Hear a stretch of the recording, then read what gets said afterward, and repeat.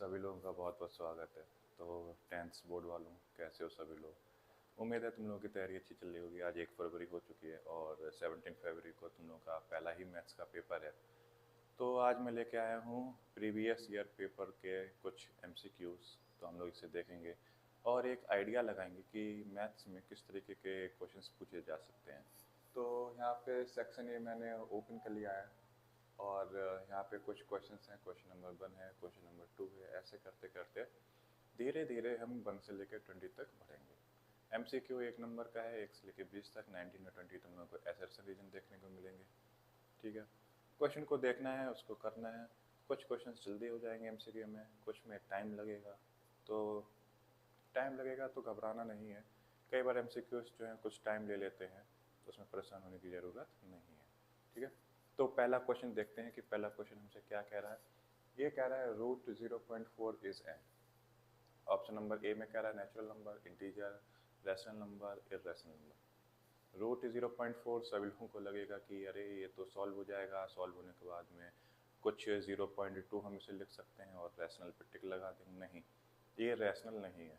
ये रैशनल तब होता जब ये 0.04 लिखा होता। ये इस केस में 0.4 लिखा हुआ है, तो हम इसको ना तो डेसिमल में रिप्रेजेंट कर सकते हैं, ना ही फ्रैक्शन में रिप्रेजेंट कर सकते हैं। रूट को हम इसको सॉल्व भी नहीं कर सकते हैं। तो ये हमारा क्या हो जाएगा, इर्रेशनल नंबर। तो हम पहले ऑप्शन में जाएंगे, ऑप्शन नंबर डी पे, और ये हो जाएगा हमारा इर्रेशनल नंबर। ठीक है, क्वेश्चन नंबर 2 पे बढ़ते हैं। क्वेश्चन नंबर 2 कह रहा है which of the following can not be unit digit of 8 power n where n is a natural number. अच्छा, सभी लोगों ने पढ़ा है कि किसी भी नंबर में अगर पावर कुछ भी लगा देते नेचुरल नंबर में, तो वो जीरो से कभी एंड तब होगा जब उसके प्राइम फैक्टर्स में 2 और 5 दोनों प्रेजेंट हो। लेकिन 8 के केस में यहाँ पे केवल 2 प्रेजेंट है ना। क्या प्रेजेंट है? 2 प्रेजेंट है। ये वाला 5 हमारे पास प्रेजेंट ही नहीं है। इस वजह से यहाँ पे हम जाएंगे ऑप्शन नंबर सी के साथ में।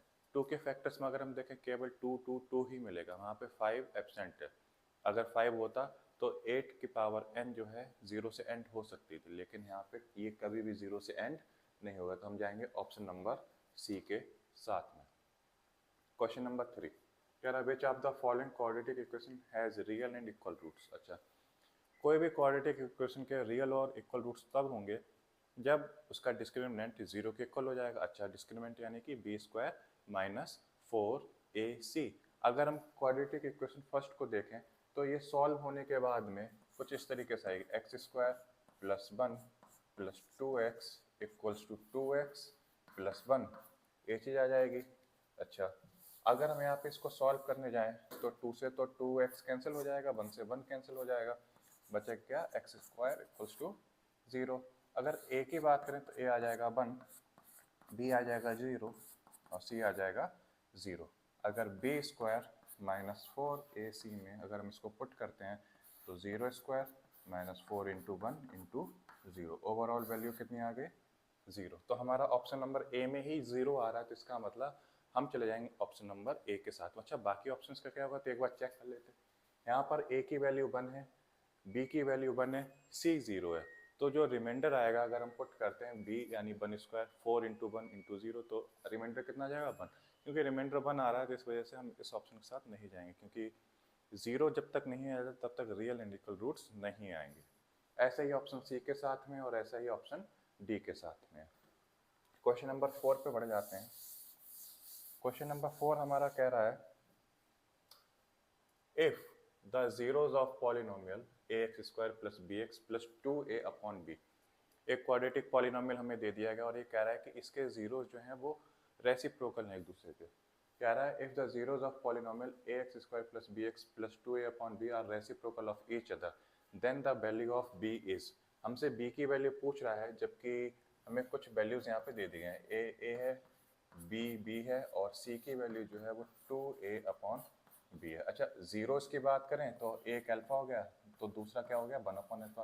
क्यों? क्योंकि जीरोस की बात करिए तो जीरोस क्या हो गए एक दूसरे के रेसिप्रोकल। ठीक है, प्रोडक्ट ऑफ जीरोस पता है ना, जहाँ पे प्रोडक्ट ऑफ जीरोस हम क्या कर रहे होते हैं मल्टीप्लाई, और किसके इक्वल आ जाता है c अपॉन a। तो अल्फा से अल्फा कैंसिल हो गया, c की वैल्यू कितनी है 2a upon b upon a। ठीक है, a से a कैंसिल हो गया, इधर 1 आ गया, कितना हो गया b इक्वल्स टू 2। तो हम जाएंगे ऑप्शन नंबर ए के साथ में, क्योंकि यहाँ पे 2 जो है केवल और केवल ऑप्शन नंबर ए में आ रहा है। उम्मीद है सभी को ये चीज़ समझ में आई होगी, कई बार ऐसे क्वेश्चंस की प्रैक्टिस करी है। तो ठीक है, आगे बढ़ते हैं क्वेश्चन नंबर 5 पे। बहुत ही इजी क्वेश्चन आया है, इसमें तो कुछ भी पेन एंड उठाने की जरूरत भी नहीं है। कैसे, ये कह रहा है the distance of point A. कोई पॉइंट ए है, ए की वैल्यू कितनी दे दी गई है, ये दे दी गई -3, -4। The distance of point A -3, -4 from x axis is. अब ये कह रहा है कि इस पॉइंट ए की एक्स एक्सिस से डिस्टेंस कितनी होगी। अच्छा, तो जरा देखो इसकी डिस्टेंस कितनी थी, 4 यूनिट। 4 यूनिट कहाँ पे आ रहा है, ऑप्शन नंबर बी में। अच्छा, कैसे होगी, अगर ये हमारा कार्टेशियन प्लेन है, मान लेते हैं एक्स एक्सिस से ये पॉइंट कुछ यहाँ पे प्लॉट है 3, -4। डिस्टेंस की बात करें तो कितना यूनिट आ रहा है, 4 यूनिट तो आ रहा है। तो हम किस पे जाएंगे, ऑप्शन नंबर बी के साथ में। ठीक, question number 6। In the adjoining figure P Q parallel X Y parallel B C. फिर आगे तुमसे कह रहा है A P equals to 2 centimetre, P X equals to 1.5 centimetre, B X equals to 4 centimetre and Q Y equals to 0.5 centimetre. Then A Q plus C Y. ठीक है, एक बार figure देख लेते हैं पूरा। फिगर हमसे कुछ इस तरीके से बोल दिया गया है, ए बी सी, एक लाइन दे दी गई है पी क्यू, दूसरी लाइन दे दी गई है एक्स वाई। हमें कुछ वैल्यूज दी गई, हम मेंशन कर लेते हैं। ए पी की वैल्यू 2 सेंटीमीटर दे दी गई है और पी एक्स की वैल्यू 1.5 दे दी गई है, मेंशन कर दिया सारी चीज़ें। जो चीज़ नहीं है पहले उनको फाइंड करेंगे। बी एक्स हमें दिया गया कितना, 4 सेंटीमीटर। फिर आगे क्यू वाई 0.5 सेंटीमीटर, 0.75 सेंटीमीटर। अच्छा देखो, इन्होंने ए क्यू प्लस सी वाई पूछा है, जबकि अगर हम फिगर को देखें तो ना तो हमें ए क्यू की वैल्यू पता है, ना ही सी वाई की वैल्यू पता है। ए क्यू प्लस सी वाई तो हम तब बताएंगे जब हमें दोनों की वैल्यू पता हो। तो हम क्या करेंगे, पहले ए क्यू और सी वाई की वैल्यू पता कर लें, उसके बाद हम दोनों को ऐड कर दें, जो भी रिजल्ट आए एमसीक्यू में देख लो, ऑप्शंस में कौन सा उसको फिल कर दो, लिख दो उसको। तो चलो, ए क्यू और हमें सी वाई की वैल्यू निकल कैसे निकालनी है, लाइन पैरेलल है किसी ट्रायंगल में, तो मन में सबसे पहले बीपीटी आना चाहिए। अच्छा, बीपीटी से अगर हम देखें तो थोड़ा सा लेंथी हो जाएगा, क्यों, क्योंकि डबल डबल लाइन पैरेलल दी गई है। और जब भी डबल लाइन पैरेलल दी जाएगी और तुमसे को दो चीज़ें पूछ रहे हैं, तो सीधी सी बात है यहाँ पे एक pair of linear equation in 2 variables बनेगा, जो कि तुम्हें सॉल्व करना पड़ेगा एलिमिनेशन या सब्स्टिट्यूशन से, और वो तुम्हारा थोड़ा सा और भी कहीं ना कहीं लेंथी प्रोसेस हो जाएगा।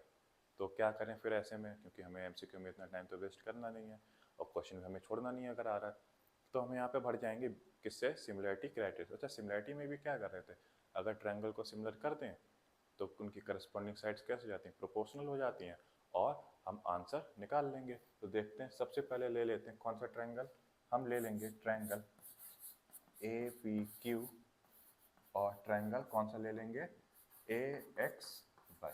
अच्छा, दोनों ट्रायंगल को सिमिलर कर देंगे। सिमिलर कैसे हो जाएगा, एंगल ए कॉमन हो जाएगा, एंगल पी और एंगल एक्स करस्पॉन्डिंग से इक्वल हो जाएगा।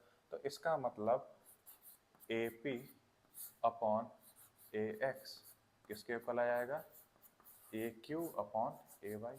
अच्छा, ए पी की बात करें तो ए पी हमें सीधा सीधा कितना दे दिया, 2 सेंटीमीटर, हमने पुट कर दिया। ax की बात करें तो ax हमारा मिलके बनता है 2 + 1.5, यानी कितना जाएगा 3.5 सेंटीमीटर। अच्छा, ए क्यू हमें पता नहीं, ए क्यू हम एज इट इज रहने देंगे। ए वाई की बात करें तो ए वाई भी हमारा ए क्यू प्लस 0.75। ठीक है, क्रॉस मल्टीप्लाई अगर हम करते हैं तो हमारी सॉल्यूशंस के लिए हम आगे बढ़ जाएंगे। देखो, क्रॉस मल्टीप्लाई करने पे पता लगेगा, 2 का मल्टीप्लाई कर देंगे ए क्यू प्लस 0.75, और इधर हो जाएगा 3.5 ए क्यू।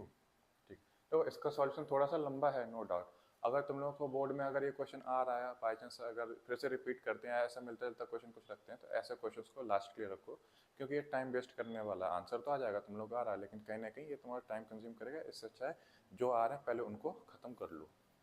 ठीक है, तो ये आ जाएगा 2 ए क्यू प्लस 2 का मल्टीप्लाई 0.75 में करेंगे तो 2 5 जा 10, 2 7 जा 14 में कितना हो जाएगा 15 equals to 3.5 A Q.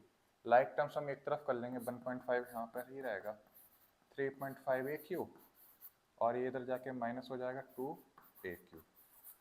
1.5 equals to 1.5 A Q. अच्छा ए क्यू की बात करें तो ए क्यू हमारा आ रहा है 1, ए क्यू कितना आ रहा है 1।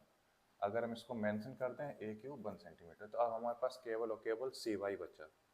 ठीक है, सी वाई के लिए मैं इसको थोड़ा सा रफ कर दे रहा हूँ ताकि बाकी का बचा वो हम यहीं पे लिख सकें। अच्छा पिछली बार हमने ए पी क्यू लिया था और ए एक्स वाई लिया था, तो इस बार हम कौन सा ट्रायंगल ले लें? इस बार हम ट्रायंगल ले लें ए पी क्यू, है ना, और ए कौन सा था ये,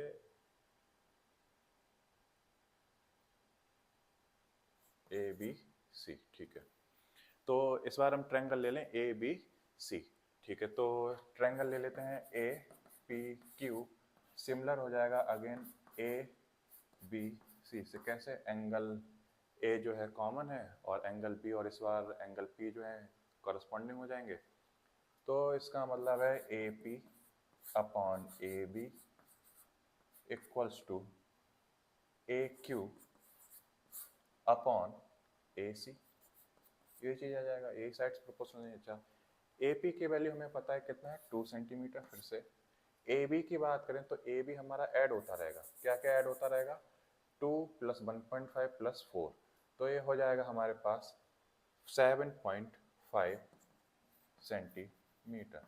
अच्छा ए क्यू की बात करें तो ए क्यू की वैल्यू आ जाएगी 1 और ए सी की वैल्यू आ जाएगी हमारे पास 1.75 प्लस बाई सी, कितना आ जाएगा बाई सी। चलो ठीक है, क्रॉस मल्टीप्लाई करते हैं। 2 का मल्टीप्लाई हो जाएगा 1.75 प्लस बाई सी में और 1 का मल्टीप्लाई हो जाएगा 7.5 में। तो इधर मल्टीप्लाई करेंगे अगेन हमारे पास कितना आ जाएगा 2 5 जा 10, 2 7 जा 14, 15 हो जाएगा और ये हो जाएगा 3.5 और यहाँ से अगर हम देखें तो आ जाएगा 2 बाई सी आ जाएगा 7.5। 2 बाई सी अपनी जगह पर रहने दें, 7.5 माइनस में चला जाएगा कितना जाएगा 3.5। अच्छा 2 बाई सी इक्वल्स टू 7.5 में से 3.5 हम जैसे ही माइनस करेंगे हमारे पास जो रिजल्ट है वो कितना जाएगा 4। बाई सी की अगर हम बात करें तो 4/2, बाई सी की वैल्यू आ गई हमारे पास 2।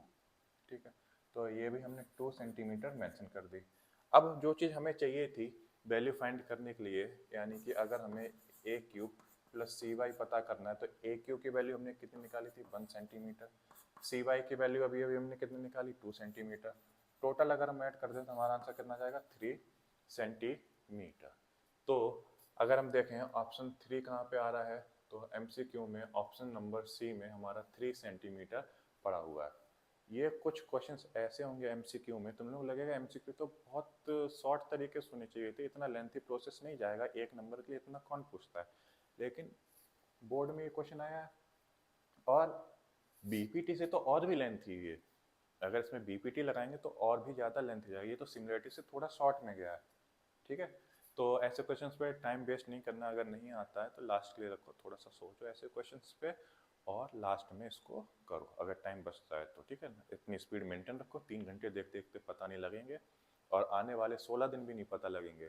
ठीक है, पूरी साल खत्म हो गई, 16 दिन कब निकल जाएंगे ये भी नहीं पता लगेगा। ठीक, अब हम नेक्स्ट क्वेश्चन में बढ़ते हैं। अच्छा ये हमारा हिंदी वर्जन आ गया है, बोर्ड में तुम लोगों को जो क्वेश्चन पेपर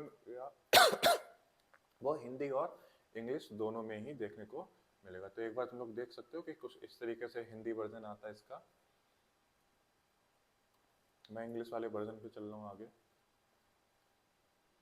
ये आ गया क्वेश्चन नंबर 7। ठीक है, तो एक बार सभी लोग क्वेश्चन नंबर 7 को देख लो किस तरीके से क्या पूछा गया है, फिर आगे बढ़ते हैं।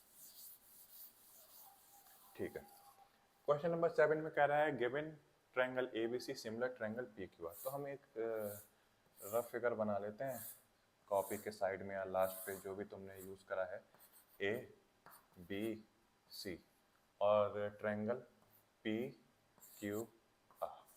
देखो इसमें ये कह रहा है angle A equals to 30, angle A कितना दिया गया 30 डिग्री, एंगल क्यू कितना दिया गया है 90 डिग्री। तो थोड़ा सा इसको चेंज कर लेते हैं, राइट एंगल ट्रायंगल बना लेते हैं। तो ये गया राइट एंगल ट्रायंगल, ये भी गया राइट एंगल ट्रायंगल, क्योंकि दोनों सिमिलर हैं। A B C P Q R. A की वैल्यू कितनी है, एंगल ए की वैल्यू 30 डिग्री दे दी गई है, एंगल क्यू की वैल्यू 90 डिग्री दे दी गई है। तो आगे हमसे पूछा गया एंगल आर प्लस बी। फिर से भाई angle R plus angle B, देखो एंगल भी ऑटोमेटिकली 90 हो जाएगा। क्यों? क्योंकि दोनों ट्रायंगल सिमिलर, करस्पॉन्डिंग एंगल कैसे हो जाएंगे इक्वल। अगर हमें एंगल आर पता हो तो हम आसानी से बी और आर की वैल्यू को रख सकते हैं। ठीक है, बस हमें आर ही तो निकालना है। तो 90 प्लस 30 कितना हो गया 120, 90 प्लस 30 कितना हो गया 120, और 180 से हम इसको माइनस कर देते हैं तो हमारे पास आंसर कितना आ जाएगा 60 डिग्री, क्योंकि एंगल्स प्रॉपर्टी होती है ट्रायंगल की 180 डिग्री। तो एंगल सी की बात करें तो हमारे पास कितना जाएगा 60 डिग्री। अच्छा, अगर सी 60 डिग्री तो आर भी 60 डिग्री हो। क्यों? अगेन फिर से भाई करस्पॉन्डिंग पार्ट्स जो है वो कैसे होते हैं एंगल में इक्वल होते हैं। ठीक है, तो अगर हम एंगल आर की बात करें तो 60 हो गया, बी की बात करें तो 90 हो गया, 60 प्लस 90 कितना हो गया 150 डिग्री। तो देखते हैं 150 किस में आ रहा है, ऑप्शन नंबर सी में 150 डिग्री आ रहा है। कुछ क्वेश्चन तो बहुत ही आसानी से हो जाते हैं, जैसे अब ये आ रहा है क्वेश्चन नंबर 8। मुझे नहीं लगता है कि इसमें ज़्यादा कुछ सोचने की ज़रूरत है। ये कह रहा है 2 कॉइन्स आर टॉस्ड साइमल्टेनियसली, दो सिक्कों को एक साथ उछाला गया है। कह रहा है the probability of getting at least one head is. अच्छा देखो, अगर दो सिक्कों को एक साथ उछाला गया है तो सैंपल स्पेस कितना बनेगा, सैंपल स्पेस बनेगा तुम्हारा 4 का। कैसे देख लेते हैं। अगर दोनों सिक्कों के साथ उछाला गया तो हो सकता है दोनों पे हेड हेड आ जाए, हो सकता है हेड और टेल आए, हो सकता है टेल टेल आ जाए दोनों पे, या फिर टेल और हेड आ जाए। ठीक है, ये तो हो गया सैंपल स्पेस। कह रहा है कि probability of getting at least one head, कम से कम एक बार हेड आना ही चाहिए। तो एक बार हेड आ रहा है, एक बार हेड आ रहा है, एक बार हेड आ रहा है। फेवर में कितने, फेवर में 3 है, टोटल कितने, टोटल 4 है। तो प्रोबेबिलिटी कितनी होगी 3/4। तो ऑप्शन नंबर कौन सा है 3/4, ऑप्शन नंबर है सी। तो देखा कितनी आसानी से हो गया। चलो क्वेश्चन नंबर 9 पे बढ़ते हैं।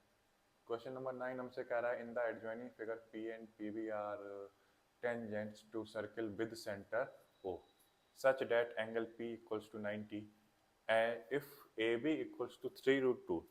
ए बी हमें कितना दे दिया गया 3√2। आगे कह रहा है then the diameter of circle. अच्छा, डायमीटर अगर हमें बतानी है तो रेडियस पता कर लें और 2 का मल्टीप्लाई कर दें तो हमें पता लग जाएगा डायमीटर। ठीक है, अगर फिगर को ध्यान से देखें तो इन्होंने ए बी की वैल्यू दी है। ए बी यानी कि अगर हम देखें तो ए बी डायगोनल है।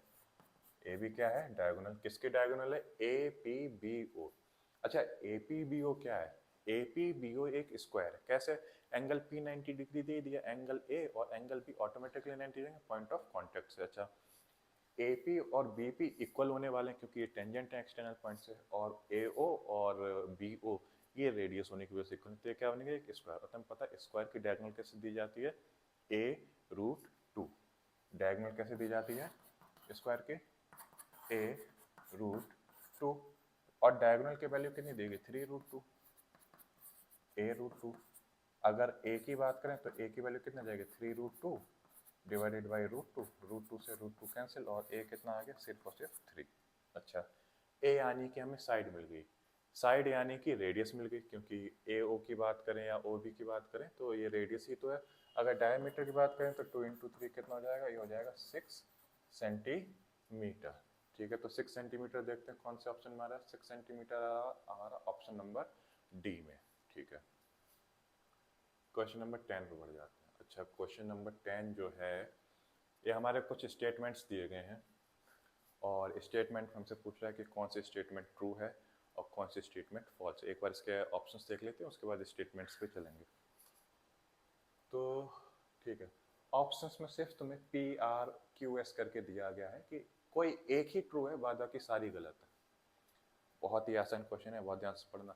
कोई एक ट्रू है, बाद बाकी 3 गलत हैं। तो तुम एक बार स्टेटमेंट्स को पढ़ना शुरू करो, जो ट्रू मिल जाए बस वही सही है, बाद बाकी आगे पढ़ने की जरूरत नहीं है। कैसे, स्टेटमेंट एक बार पढ़ लेते हैं। ये स्टेटमेंट क्या कह रहा है, for a circle with centre O. कोई एक सर्कल है जिसका सेंटर O है एंड रेडियस 5 सेंटीमीटर, और रेडियस कितनी दी गई है 5 centimetre. Which of the following statement is true. देख लेते हैं, कोई एक सर्कल दिया गया है और इसकी रेडियस कितनी है, रेडियस है 5 सेंटीमीटर, ठीक है। स्टेटमेंट नंबर 1 क्या कह रहा है, distance between every pair of parallel tangent is 5। देखो पैरेलल टेंजेंट्स की बात करें तो हमने एनसीईआरटी में पढ़ा था जब हम अपना कोर्स कर रहे थे, तो at most 2 he tangent parallel हो सकती हैं, इसके अलावा 2 के अलावा कोई भी टेंजेंट पैरेलल नहीं होगी। और यहाँ पे स्टेटमेंट क्या कह रहा है, distance between every pair of parallel tangent is 5। अगर पैरेलल टेंजेंट्स की बात करी जाए तो ये हो गई हमारी parallel tangents 90, point of point 90। अच्छा 5 और 5 कितना हो गया, दोनों का अगर हम ऐड कर दें तो हमारी डिस्टेंस आ गई 10 सेंटीमीटर। तो स्टेटमेंट पी कैसे होगी, फॉल्स। जो स्टेटमेंट कह रहा है दोनों के बीच में कितनी डिस्टेंस होनी चाहिए 5, नहीं, डिस्टेंस कितनी आ रही है 10। अगली स्टेटमेंट पढ़ लेते हैं, distance between every pair of parallel tangent is 10। कोई भी पेयर बना लें पैरेलल टेंजेंट्स का, उसके बीच में डिस्टेंस हमेशा कैसे रहेगी 10। तो हाँ, स्टेटमेंट नंबर क्यू एकदम ट्रू है। स्टेटमेंट 2 क्या कह रही है कि डिस्टेंस कितनी रहेगी 10 सेंटीमीटर। तो देख लेते हैं ऑप्शन नंबर क्यू कहाँ पे है, बी में। तो हम देख लेंगे, कह देंगे बी क्या हो गई, ट्रू हो गई, ठीक है। बाकी स्टेटमेंट पढ़ने की जरूरत नहीं है क्योंकि एक ही एक ऑप्शन दिया गया है, पढ़ के क्यों टाइम वेस्ट करोगे, आगे बढ़ जाओ। फिर से हिंदी वर्जन आ गया है, आगे देखते हैं क्वेश्चन नंबर 11। क्वेश्चन नंबर 11 में हमें एक फिर से फिगर दिया गया, सर्कल से ही है, और हमसे पूछ रहा है in the adjoining figure T S is a tangent. एक हमें टी एस दी गई है, ये टेंजेंट है, और कह रहा है to a circle with centre O the value of 2x is. हमसे कह रहा है फाइंड 2x। अच्छा 2x तो तुम तब बताओगे जब तुम्हें x की वैल्यू पता हो, और पॉइंट ऑफ कांटेक्ट की वजह से यहाँ पे कितना बन जाएगा 90 डिग्री एंगल, ठीक है। पॉइंट ऑफ कांटेक्ट की वजह से 90 डिग्री एंगल बन जाएगा। तो देखते हैं 90 plus 3x plus x equals to कितना जाएगा 180। अच्छा 180 से 90 माइनस कर दो, सीधा सीधा कितना जाएगा 90, और ये कितना जाएगा 4x 90। x की बात करें तो 90 को अगर हम 4 से डिवाइड करते हैं तो आ जाएगा x 22.5। अच्छा ठीक है, ये तो आ गया x।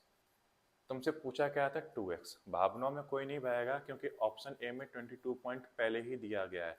तो तुम लोग ये सोचो कि अरे 22.5 आ तो गया है, इसको लगा दे बेटा, गलत हो जाएगा। 22.5 नहीं लगाना, क्यों, क्योंकि ये पूछा गया 2x। बोर्ड के प्रेशर में नहीं ध्यान रहेगा तो हड़बड़ी करने की जरूरत नहीं है। एक बार फिर से पढ़ लो, पूछा क्या गया था, तुमने क्या निकाला है, उसके बाद में कुछ फिल करो, ठीक है। तो 2x की बात करें तो 2 इंटू 22.5, ये तुम्हारा कितना हो जाएगा, ये हो जाएगा 0, ये हो जाएगा 5, और ये कितना हो जाएगा 45। तो 45 कहाँ पे आ रहा है, ऑप्शन नंबर बी में। तो ऑप्शन नंबर बी हो गया करेक्ट। कई बार एमसीक्यू ऐसे तो तुम्हें फंसाते हैं, तुमने जो वैल्यू निकाली वो भी ऑप्शन में रख देंगे और जो वैल्यू तुमसे पूछी वो भी ऑप्शन में है। तो कंफ्यूज करने के लिए ये सब यहाँ पे आसानी से कंफ्यूज नहीं होना किसी को भी, ठीक। 12 क्वेश्चन हमें ट्रिग्नोमेट्री से दिया गया है, और जिसने भी ट्रिग्नोमेट्रिक टेबल याद करी है वो ये क्वेश्चन बहुत ही आसानी से कर ले जाएगा। और जिसने नहीं याद करी है वो एक काम करे कि 1 मिनट का टाइम लेके अपने रफ पेज पे ट्रिग्नोमेट्रिक टेबल को बना ले। बस 1 मिनट का टाइम लगेगा, वहाँ से देख के वैल्यू को पुट कर ले। अब मैं यहाँ पे ट्रिग्नोमेट्रिक टेबल बनाना नहीं सिखाऊंगा क्योंकि तुम लोगों को ऑलरेडी पता है ये सारी चीज़ें। मैं बस यहाँ पे वैल्यू रख रहा हूँ, आंसर निकाल रहा हूँ। इन्होंने पूछा है if x equals two by, और x के साथ में हमें कुछ दे दिया है, क्या दे दिया गया है 2 10 30। सभी को पता है ना 10 30 की वैल्यू कितनी होती है, 10 30 की वैल्यू होती है 1/√3। अच्छा हमें केवल 10 30 ही हर जगह रखने के लिए दिया गया है, तो हम इसको पुट करते हैं। तो x 10 30 का मल्टीप्लाई 2 के साथ हो रहा है यानी कि 2/√3। फिर उसके बाद में 1 + 10 स्क्वायर 30 यानी कि ये हो जाएगा 1/√3 का होल स्क्वायर। आगे बढ़ते हैं, इक्वल्स टू हमें y दिया गया है, और फिर से अगेन 2 इंटू 10 30 यानी 1/√3, और 1 माइनस 1/√3 का होल स्क्वायर। यहाँ तक हमने वैल्यूज़ को पुट कर दिया। आगे देखते हैं तो हो जाएगा 2/√3, और यहाँ पे हो जाएगा 1 + 1/3। सेम चीज़ y के साथ हो जाएगी, ये भी हो जाएगा 2/√3, और 1 माइनस 1/3 एक्स। अगर देखें तो 2/√3 ये आ जाएगा 3 + 1 कितना हो जाएगा 4/3 और यहाँ पर आ जाएगा बाई 2/√3 और आ जाएगा 3 - 1 2/3। अच्छा, कोई चीज़ जितनी सिंप्लीफाई हो सकती है उतनी सिंप्लीफाई कर दो, बाद बाकी चीज़ों को छोड़ दो। अगर नहीं सिंप्लीफाई हो तो जैसे 2 × 1 = 2, 2 × 2 = कितना हो जाएगा 4, यहाँ पे 2 से 2 सीधा सीधा कैंसिल हो गया, तो क्या बचा x 1/√3 डिवाइडेड बाई 2/3 बाई के साथ देखते हैं इक्वल्स टू में बाई है तो ये आ जाएगा 1/√3 अपॉन में कितना जाएगा 1/3। एक बार देख लेते हैं x ये ऊपर शिफ्ट हो जाएगा, कितना जाएगा 2/3√3 और यहाँ पे सेम बाई के साथ हो जाएगा, ये हो जाएगा 3/√3। ठीक है, चीज़ों को शिफ्ट करते हैं, x अपॉन बाई कर देते हैं और यहाँ पे जो चीज़ें हैं उसको साइड में भेज देते हैं। तो 3/√3 5 इक्वल्स टू मल्टीप्लाइड बाई ये चला जाएगा 3√3 और ये चीज़ आ जाएगी डिवाइड में, तो 3 से 3 हटाओ, √3 से √3 हटाओ और कितना बचा हमारे पास, कुछ बचा है, ओह शिट ये गड़बड़ हो गई, ये आ जाएगा 2, ये आ जाएगा 2। तो x upon by equals to 2/1 यानी कि रेशियो की बात करें, रेशियो कितना जाएगा 2:1। तो 2:1 हमारे पास किस में आ रहा है, ऑप्शन नंबर सी में। देखो 1:2 भी दिया गया, ये केवल कंफ्यूज करने के लिए है। तो जो चीज़ तुम्हारी न्यूमरेटर मारी उसको पहले लिखा जाएगा और जो चीज़ डिनोमिनेटर मारी उसको बाद में, जबकि यहाँ पे डिनोमिनेटर की वैल्यू 1 पहले दी गई है और न्यूमरेटर की वैल्यू बाद में दी गई है। ठीक है, ये तो सभी लोगों को पता ही है। Question number 13। क्वेश्चन नंबर 13 कह रहा है a peacock is sitting on the top of a tree of height 10 metre observes a snake. तो एक कोई पीकॉक है जो कि पेड़ पे बैठा है, पेड़ की हाइट कितनी दी गई है 10 मीटर की दी गई है। स्नेक कुछ ज़मीन पे चलते हुए स्नेक को ऑब्जर्व किया। अब आगे क्या कह रहा है, moving on ground if the snake is 10√3 away from the base of tree. अगर जो स्नेक है वो ट्री के बेस से कितना दूर है 10√3। तो हमसे क्वेश्चन पूछ रहा है the angle of depression of the snake from the peacock is. तो देखो जरा, ये हो गया ट्री, ट्री की हाइट कितनी होगी 10 मीटर। अब यहाँ पे पीकॉक बैठा हुआ है, यहाँ पे मान लो स्नेक बैठा हुआ है, स्नेक की दूरी कितनी है, स्नेक की दूरी है 10√3। अब पीकॉक की आई से स्नेक तक जो एंगल बन रहा है डिप्रेशन का, वो एंगल तुमसे पूछ रहा है। ठीक है, जो डिप्रेशन एंगल बन रहा है वो एंगल पूछ रहा है। कैसे, जब परपेंडिकुलर और बेस की जब भी बात होगी तो फंक्शन किसका लगेगा 10 का। परपेंडिकुलर कितना है 10 और बेस कितना है 10√3। 10 से 10 कैंसिल कर दो, कितना आ गया tan थीटा इक्वल्स टू 1/√3। अच्छा, tan के केस में 1/√3 किसकी वैल्यू होती है, ये होती है 30 डिग्री की। तो कौन सा ऑप्शन हो गया 30 डिग्री, ऑप्शन नंबर ए हो गया हमारा 30 degree. If a cone of greatest possible value is hollowed out from a solid wooden cylinder, then the ratio of volume of remaining wood to the volume of cone hollowed out is। फिर से वही lengthy थोड़ा सा question, थोड़ा सा lengthy है, हो सके तो इसके बाद के लिए रखना। तो मैं इसको बताता हूँ कैसे करना। ये कह रहा है कि एक सॉलिड सिलेंडर था वुडन का, उसमें से क्या करा गया ग्रेटेस्ट पॉसिबल वॉल्यूम जो है हॉलोड आउट कर दी गई। कैसे, एक सिलेंडर है, ये रहा सिलेंडर। अच्छा, ग्रेटेस्ट पॉसिबल वॉल्यूम कैसे निकाल सकते हैं कोन की, ये रहा। तो बचा हुआ क्या रहा, यही वॉल्यूम तो बच रहा है। ठीक है, तो आगे कह रहा है the ratio of the volume remaining wood to the volume cone hollowed out. अच्छा, अब जो वॉल्यूम वुड की बची है उसका रेशियो पूछ रहा है जो वॉल्यूम निकाल लेगी। तो बची हुई वॉल्यूम कैसे निकालेंगे, देखो πr² h में से माइनस कर दें 1/3 πr²h, ये हमारी आ जाएगी रिमेनिंग वॉल्यूम। और जो वॉल्यूम हम निकाल चुके हैं वो कितनी है 1/3 πr²h। कोई भी जल्दबाजी में कैंसिल नहीं करेगा, पता लगे इससे इसको कैंसिल कर दिया आंसर हो जाएगा गलत। चलो करेंगे कैसे, पहले कॉमन ले लो, πr² h कॉमन ले लिया, अंदर कितना था 1 - 1/3 और डिनोमिनेटर में कितना बचा 1/3 पाई आर स्क्वायर एच। अब कैंसिल कर दो, क्यों? क्योंकि ये तुमने कॉमन ले लिया, पूरा अलग है। अगर न्यूमरेटर में देखें तो 3 - 1 कितना हो जाएगा 2/3, और डिवाइड में कितना चल रहा है 1/3। यहाँ पे 3 से 3 कैंसिल हो गया, और अगेन आंसर कितना आ गया 2:1। देख लेते हैं कितना आ रहा है 2:1। फिर से ऑप्शन नंबर सी में एग्जिस्ट कर रहा है आंसर 2:1। सभी लोगों को समझ में आ रहा होगा। ये अगला क्वेश्चन है प्रोबेबिलिटी से, देख लेते हैं। ये कह रहा है if the mode of some observation is 10 and sum of mean and median is 25। देखो इन्होंने कहा है कि मोड तो क्लियर है, मोड कितना दिया गया 10, और सम किसका सम मीन और मीडियन का सम दे दिया गया 25। आगे तुमसे कह रहा है then the mean and median respectively are. तो मीन और मीडियन क्या होंगे, देखते हैं। इंपॉर्टेंट है ये भी। सभी लोगों ने इंपेरिकल फार्मूला तो याद करा ही होगा, सभी टीचर्स ने बताया है कि इंपेरिकल फार्मूला याद करके रखो। हर साल इंपेरिकल फार्मूला से कुछ ना कुछ आता जरूर है।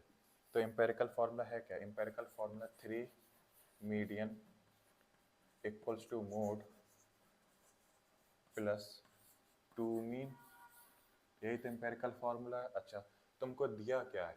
मोड तुमको क्लियर दिया गया है।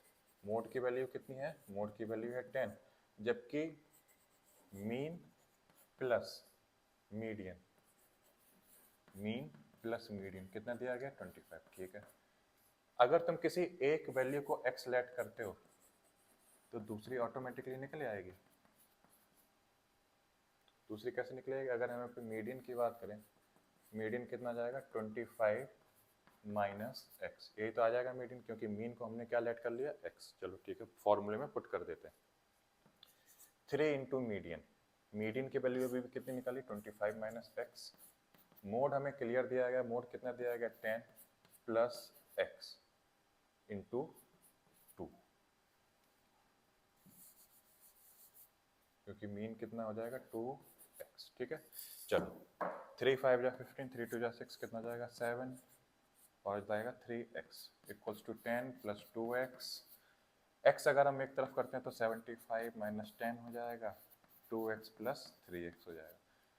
5 6 इक्वल्स टू 5x, 65/5।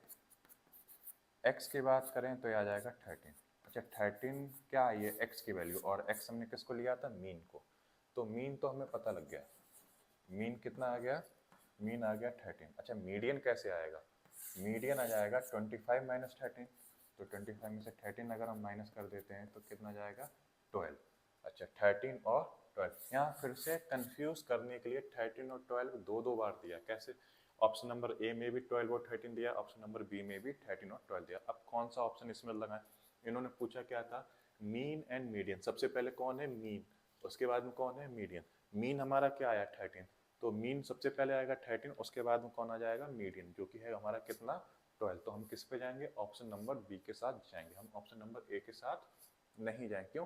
क्योंकि उसमें मीडियन पहले दिया गया, मीन बाद में दिया गया। तो यहाँ पे जल्दबाजी में क्वेश्चन को फिर से गलत नहीं करना है। ठीक है, एक बार अगर देखना चाहो तो इसे देख सकते हो। हम क्वेश्चन नंबर 16 पे बढ़ेंगे आगे।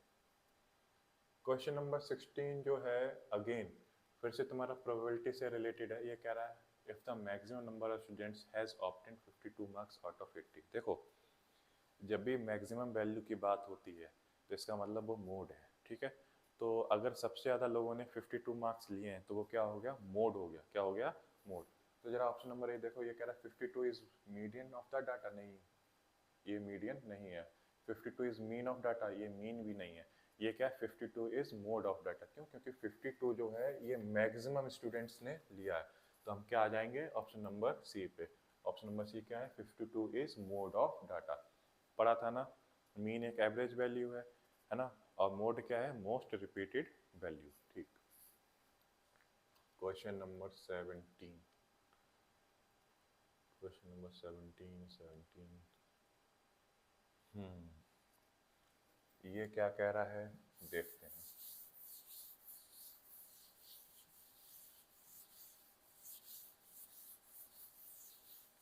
क्वेश्चन नंबर 17 कह रहा है सिस्टम ऑफ इक्वेशंस 2x + 1, तुम्हें दिया गया 2x प्लस 1 इक्वल्स टू 0 और यहाँ पे दिया गया 3y माइनस 5 इक्वल्स टू 0। देखो a1 a2 तो है, b1 b2 की वैल्यू ही नहीं पता, 0 है, और फिर c1 और c2 दिया गया। सभी को रेशियो याद है ना। यूनिक सॉल्यूशन तब होता है जब a1 upon a2 is not equals to b1 upon b2। Coincident कब होते हैं यानी इनफिनाइट मैनी सॉल्यूशंस कब होते हैं, जब तीनों रेशियो इक्वल। और पैरेलल कब होते हैं, जब a1 upon a2 equals to b1 upon b2 is not equals to c1 upon c2। तो यहाँ पे b1 अपॉन b2 की तो वैल्यू है नहीं, लेकिन अगर देखें a1 अपॉन a2 जो कि कितना है 2/3 और c1 अपॉन c2 कितना हो गया 1 अपॉन माइनस 5। क्या ये दोनों इक्वल आ रहे हैं, ये इक्वल आ ही नहीं रहे, तो यहाँ पे कौन सा सॉल्यूशन बनेगा, यूनिक सॉल्यूशन। तो यूनिक सॉल्यूशन कहाँ है, ऑप्शन नंबर ए में हमारा यूनिक सॉल्यूशन दिया गया है। ठीक है,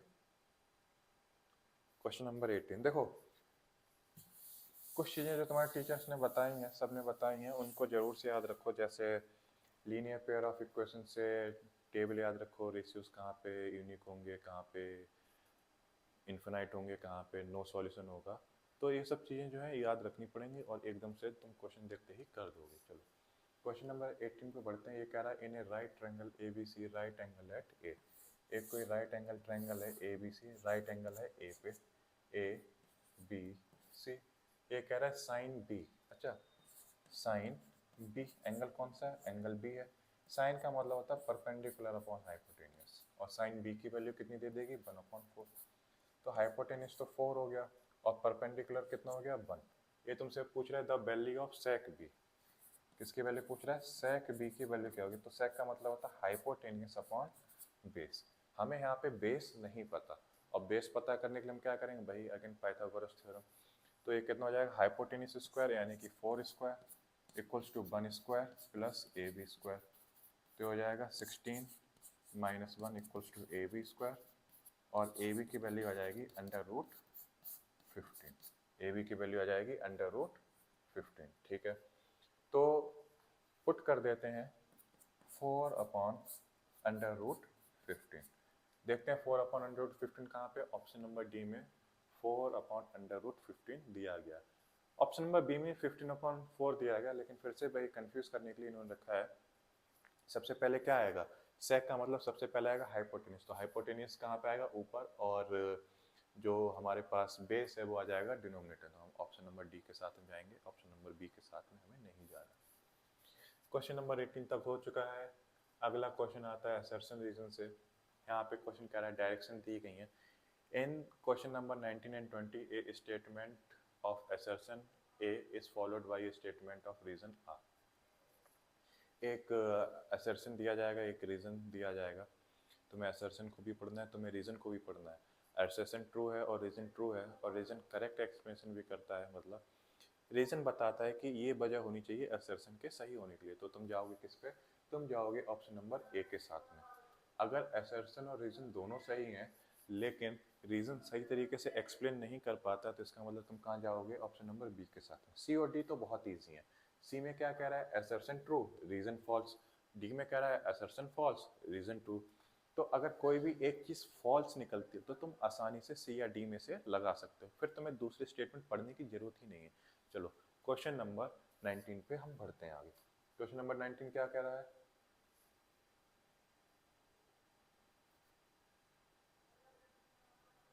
क्वेश्चन नंबर 19 कह रहा है for any two prime number p and q there HCF is 1 and LCM is p plus q। देखो ये बात तो सही है, कोई भी प्राइम नंबर होगा तो उसका HCF 1 आएगा, बिल्कुल यहाँ तक तो स्टेटमेंट सही। लेकिन आगे बोल दिया and LCM p plus q।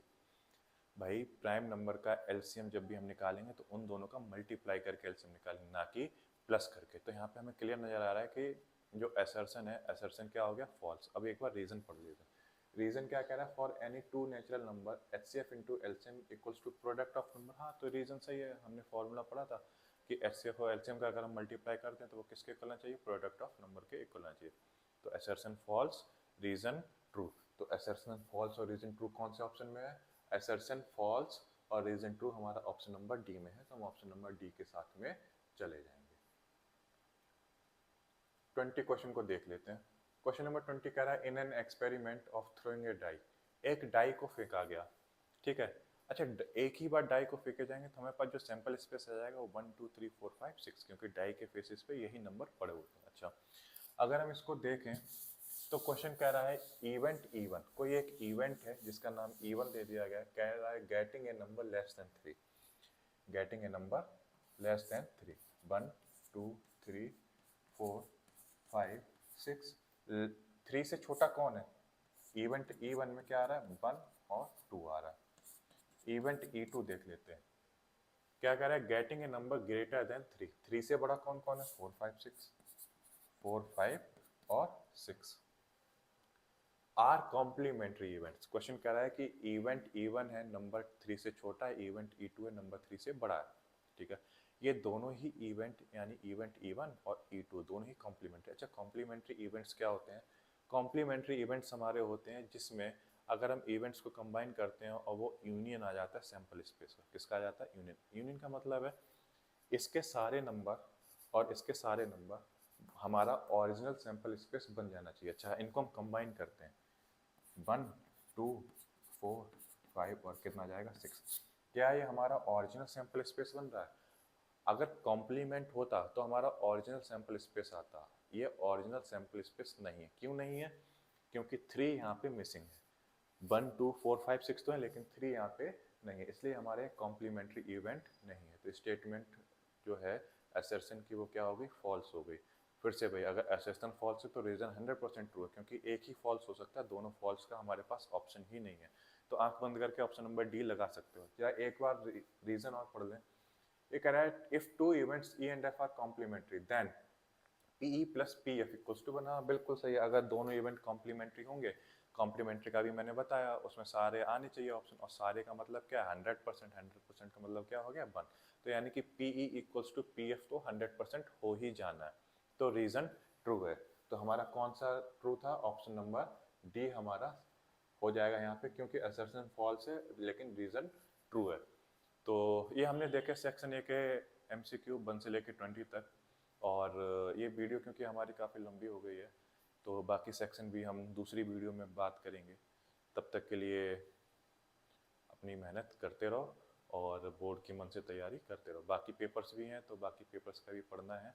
और क्योंकि पूरी साल मैथ बहुत लगाई है तो लगाओ, लेकिन बाकी पेपर्स का भी ध्यान रखो। ऐसा ना हो कि मैथ के चक्कर में बाकी पेपर्स में तुम लोगों के नंबर कम रह जाए। और टेंशन बिल्कुल भी नहीं लेनी है। मिलते हैं